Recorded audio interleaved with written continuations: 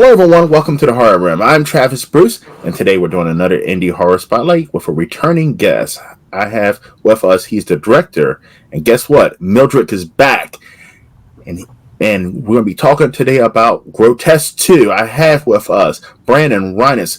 Brandon, welcome to the Horror Room. Thanks for having me back on, Travis. Glad to be back. Oh, it's also always a pleasure to have you on, man. Listen, thank you for the screener of Grotesque 2.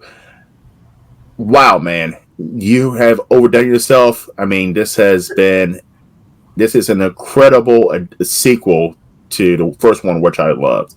But tell my audience a little bit about Grotesque 2.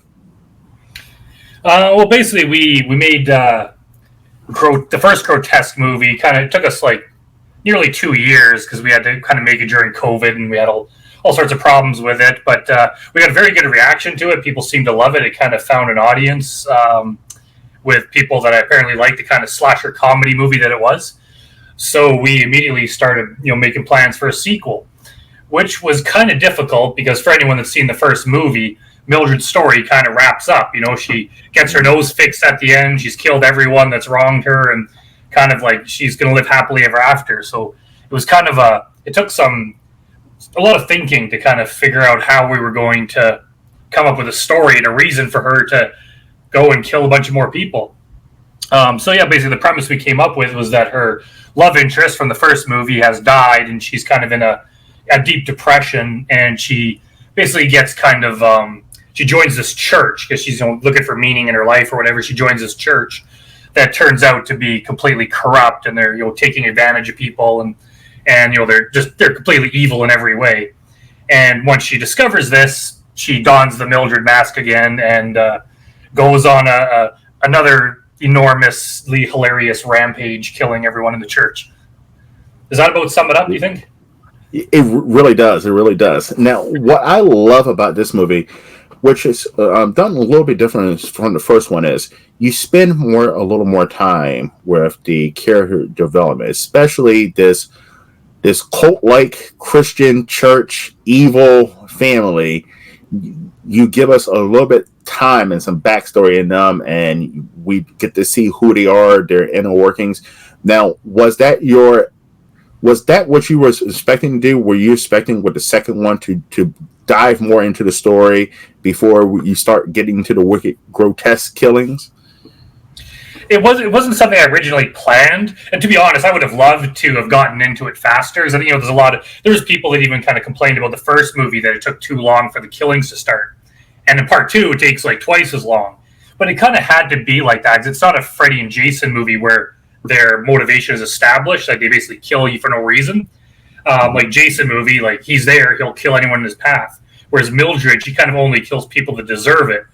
So it wouldn't make sense to just have like opening. I mean, we could have done the thing that I hate in movies where they'll have the opening scene and then it'll be like 3 weeks earlier. Like we could have done that, but that's so cheap that I'm like, we're not doing that.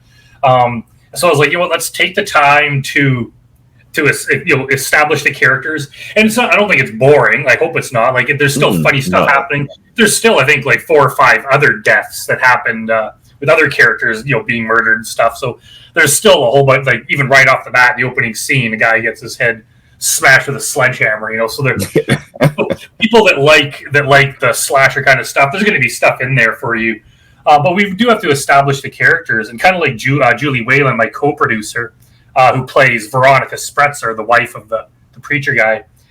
When we kind of discussed this early on, I brought up my concerns. Like it takes like a long time for Mildred to become Mildred again. And she said, she's kind of like, this is Mildred Moyer's story. So people that aren't interested in seeing that are probably not going to watch the movie anyway. They're going to be watching some other slasher. So it's the kind of people that are going to like this. They're going to want to get invested with Mildred and just the whole kind of world that we built around just the kind of the ridiculously strange world that she lives in. And a lot of the characters are funny. Like I think just seeing the Spretzer family and just seeing all the shenanigans they're up to, like behind the scenes and everything. The son getting arrested for being a peeping Tom, and then the preacher's like smoking crack with a hooker in a hotel room. Like all this stuff it's very grotesque.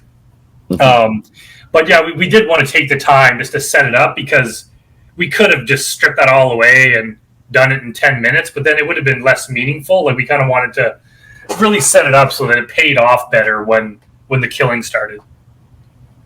I agree. And listen, I love character development. I'm one of the few horror fans that like.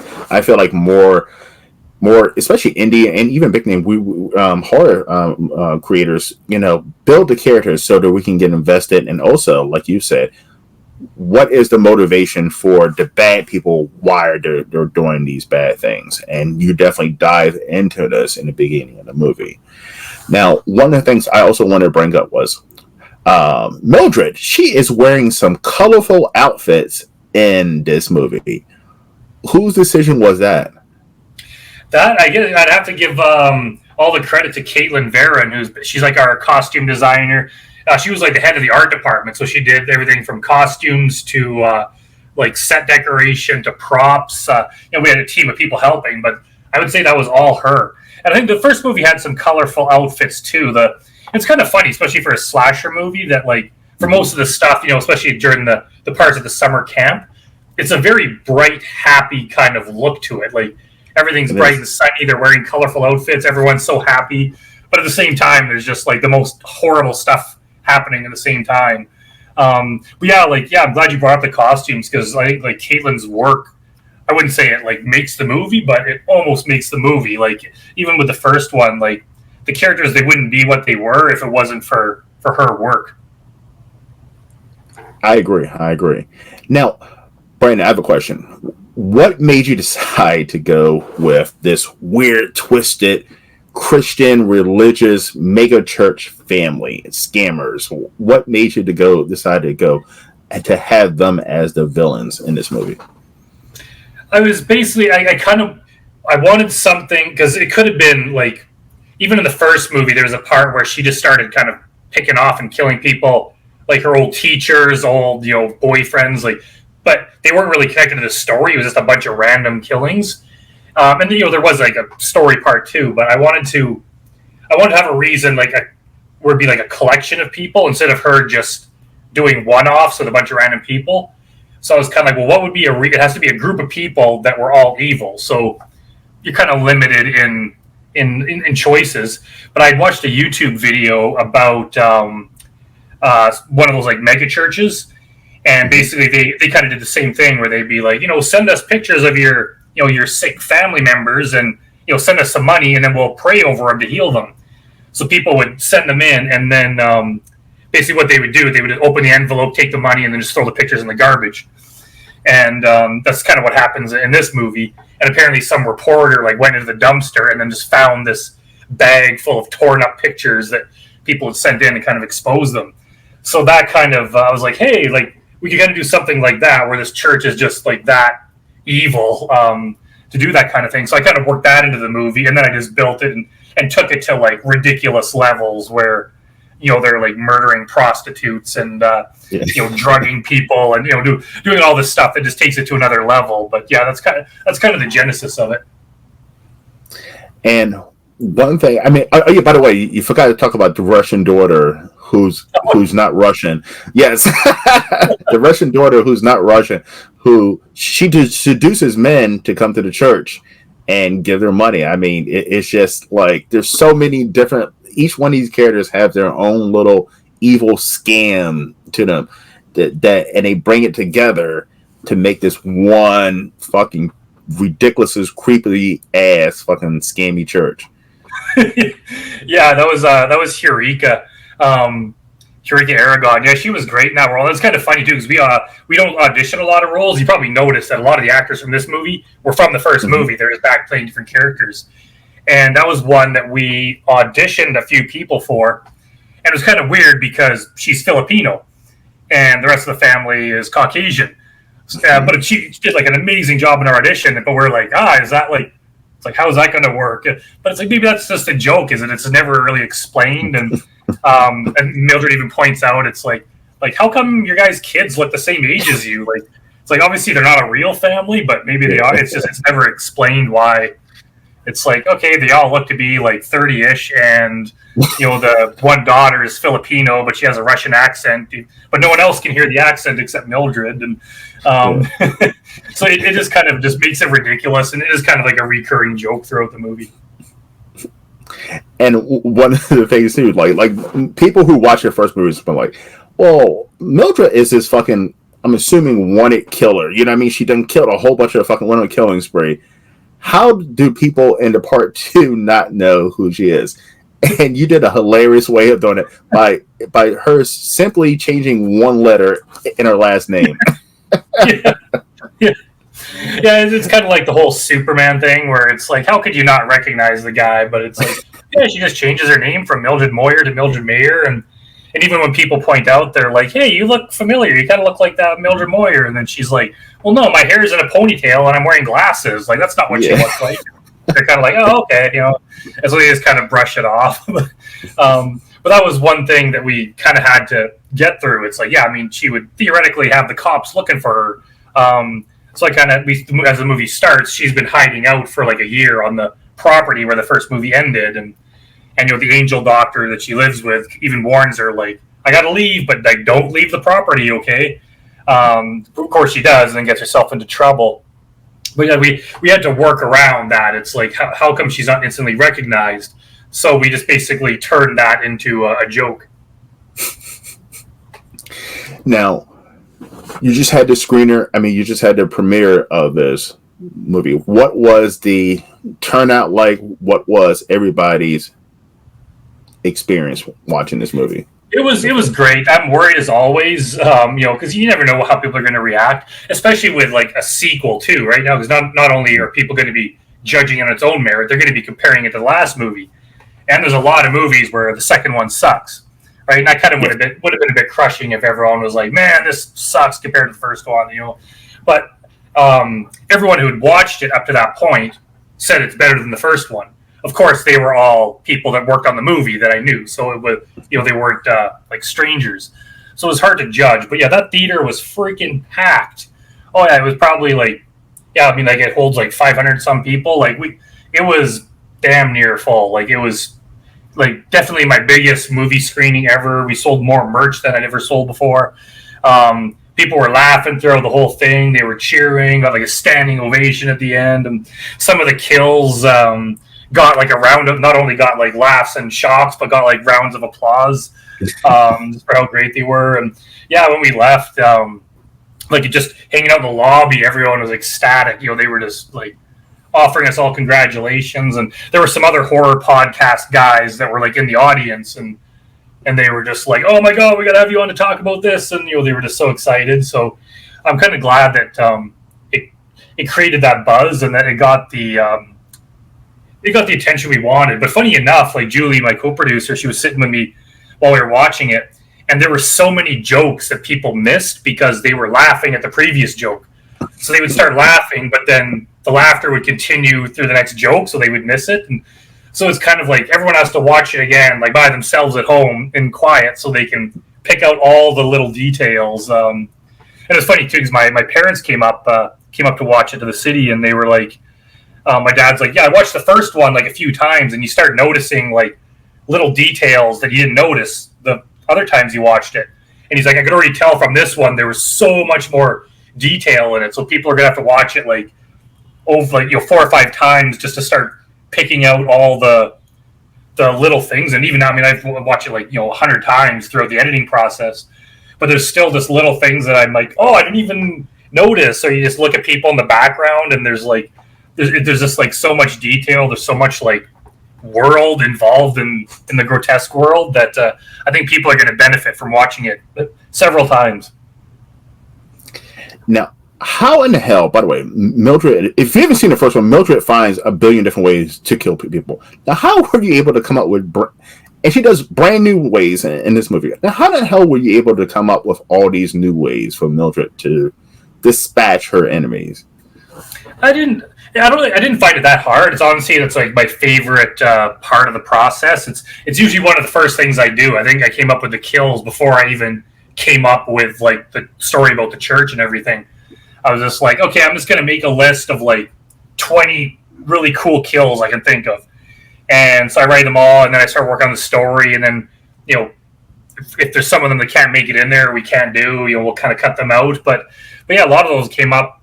I basically come up with the kill and then figure out a way to weave it into the story. And of course, once we had the summer camp, like we knew I wanted to do a summer camp thing, so it's like, okay, we can have some that involve animals and that kind of thing. So there's a few that take that have animals involved or some sort of living creature, and I think there's quite a few vehicle kills as well.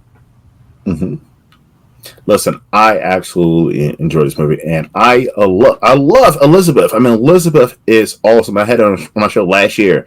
She is so awesome, and like when you get to talk to her, and then you see the character Mildred, there's so much of her in Mildred. Not the killing part. I don't know if she kills them during her free time, but there's so much of her in that character. You can tell. Yeah, it's one of those things where I couldn't imagine Grotesque being made with anyone else. There's other talented actors out there, but it's it wouldn't be the same. It's just a combination of her look, just her skills, the facial expressions, the sound of her voice. There's just all those little things that come together, and it's just so perfect. And it's the way that she plays it so cheerfully. Even when she's angry and killing someone, she's always happy and friendly about it in some way, which is just so bizarre. And even when she's being mean to someone, it's usually she's I hope a bear eats you, or your cooking sucks. It's that's her, that's how she's rude to someone to tell them off, after she just horribly mutilates them. So yeah, Elizabeth, she brings so much to the project, and I'm kind of glad that just over the years working with her, she's now taking on bigger and bigger roles. She's working, we're up in Canada. She's starting to fly down to the U.S. all the time, doing bigger movies down there and everything. So it's kind of it's helping her career, and it's helping our movie that she's basically has the talent to kind of get noticed beyond the confines of just Grotesque. So what's the next step? You had a premiere. You're getting the reviews out there now. So what's the next step? Are we looking to get it up on Amazon streaming channels? Yeah, basically we have another screening coming up 2 days from now. There was a lot of people, even people from the cast and crew, that weren't able to make the premiere, and we didn't want people to kind of miss out on the experience. So we're having another show to kind of make sure everyone gets the chance. It will be on streaming at some point. It takes usually months before it kind of goes live, so it might be later this year, early next year. But to be honest, right now, I made a whole bunch of DVDs, and I'm just trying to sell the DVDs because, honestly, selling one DVD is kind of between 1,000 to 10,000 streaming views because the streaming just pays so shitty. So it's you know what? Horror fans tend to love physical media, so it's hey, we'll give you something cool. It's $20, plus $5 shipping. You'll get something cool out of it. You'll be helping us out by buying the DVD. So we're just going to sell those to try to make back all the money we put into the movie. And then yeah, at some point it will be on streaming. We might even try to do a pay-per-view kind of thing before it hits regular streaming. But I'm quite excited about about just having the DVDs, just because they look so cool sitting on your shelf and everything. So that's kind of the plan to do that. But if you're not a physical media person and you want to wait till it comes out in Tubi or whatever, I'm sure it will at some point. I just can't guarantee when. Well, everyone, by the way, listen, grab the DVD and look out, by the way, for my review of Grotesque 2. That's coming up soon. So definitely. And Brandon, it's a good one. it's a good review, man. I absolutely enjoy this movie. I will always get nervous when I love a movie and the original, and then I hear that there's a sequel coming out. Gladiator is one of my favorite movies. I'm nervous about this sequel. So when we talked about Grotesque 2 coming out, I was excited, but at the same time I was I hope this is not one of those sequels. And thank God it's not. I mean, it's bigger, it's better, it just expands on the whole Grotesque universe and Mildred as a character. And I absolutely love this movie. Yeah, I appreciate it. And it's kind of funny. I just see one of those things where it could be years from now, I don't want to do it anymore, and I sell the rights to some studio, and then Michael Bay makes a Mildred movie, and then just everyone hates it because he just doesn't get it, and they just put like $100 million into it, and it wouldn't work, right? It's one of those things, it's kind of like whether Friday the 13th or Evil Dead. It's like you put too much money into it, and then it just looks like a flashy Hollywood movie. And some movies need to be kind of cheap and gritty, and just have like the heart and the passion in it. Otherwise, it's just not going to work. But yeah, I kind of went into it too, thinking the same thing. It's like, what if we just make the second one, and then it just turns out so badly that it kind of ruins the legacy of the first one? There's always that chance that you're just going to fuck it up, right? So even when I was writing it, I was like, I think this is good, but like, is it?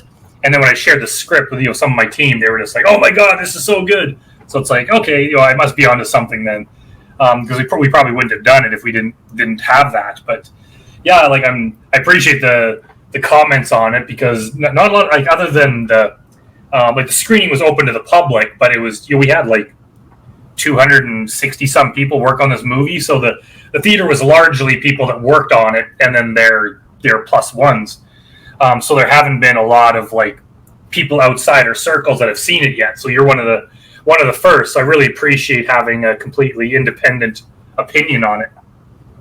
Yes, and yes, listen, I'm excited to do the review too, because I was like, okay, I have to review this movie, because I do reviews, and reviews, during reviews for especially indie horror movie filmmakers, it's a tough thing to do. It's a tough thing to do because I believe in being honest, right? And very few, I can't even think of one off the top of my head, very few filmmakers get 5 stars. You know what I mean? It's a 5-star movie to me is a perfect movie. So like I try to be as honest as possible, but everybody look out for the review. It's a spoiler free, by the way, review. This is definitely going to be up in that realm. So yeah, I definitely don't want to spoil some of the kills in there. They were so good. I mean, even when we're kind of making the trailers and stuff and like promo things, and some people wanted to like include some of that stuff in there because it would entice people to watch the movie. But some of it's like, man, it's so good that we can't ruin it. Yeah, you'll kind of you'll see what I mean when you watch it. Like, so some of the kills are pretty creative, I would say. Love it, man. I love it. Brandon, where can everyone find you, my friend? I'm on Facebook and Instagram and Twitter, just under my name. My YouTube channel is Higher Universe, which is my company. So if you just look up that, and just the yellow HU would be the symbol to look for. That has you'll find Grotesque on there, and my horror anthology, and I'm Haunted, my found footage series, and a whole bunch of other short films and other stuff we have on there. So yeah, check that out. But yeah, if you just keep an eye out, at some point later this year, early next year, you'll find Grotesque 2 on streaming. But yeah, if anyone wants to reach out to me, I don't really have a store anywhere to buy the DVD yet. I've just been having people email me, and then they PayPal me the money or whatever, and I ship it out. So if you want to even include my email, which is brhiness@gmail.com. If anyone's interested in picking up a DVD, just send me a message and I'll hook you up with one. Okay. And the email will be right in the description box. So definitely grab your copy. Brandon, I got one last thing to say too. The lady who plays the wife of the pastor, and she's also the main villain in the first one. She is so fucking evil. How did she get into that mindset? I honestly don't know, and it's kind of funny. Yeah, Julie Whalen is her name. She's like my co-producer.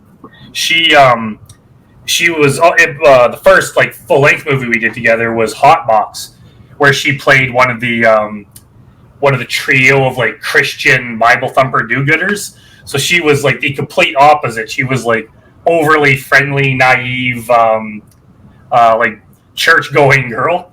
So I guess it's just a testament to her acting ability that she can go from that to just like pure evil. And yeah, it was one of those things too, where like after the first movie, it's like we couldn't bring in all new people because like, no, it's like Julie's got to be in it. A lot of those people were so good, they got to be in. So we brought everyone back as a different character, similar character, just maybe Veronica Spretzer and Grotesque 2 is a little bit more evil than Blanche from Grotesque 1, but yeah, Julie, and it's so fun too. Just I mean, she does like a lot of, she's like co-producer, so she does a lot of work on set, right? She's basically helping the movie get made, and then she goes and throws on a costume and turns into this evil person for a bit, and then she goes back to a production mode. So yeah, she's like super talented, and we even kind of hint. Well, I won't ruin it, but a similar kind of ending to the first movie, where her and Mildred have a bit of a hand-to-hand combat, but we just took it up a notch for this one. You'll have to watch it to see. Love it, man. Love it. Yes, because she is definitely the brains of this evil operation. Even though she's not the face, she is the brains. Yeah, definitely. All right, listen, Brandon, it's always a pleasure to have you on, man. Listen, I can make Grotesque 3. I'm looking forward to seeing Grotesque 3. But listen, everyone grab your copy of Grotesque 2. If you love the first one, I'm telling you, this one's going to blow you the fuck away. It's bigger, badder, bloodier. Mildred is fucking back.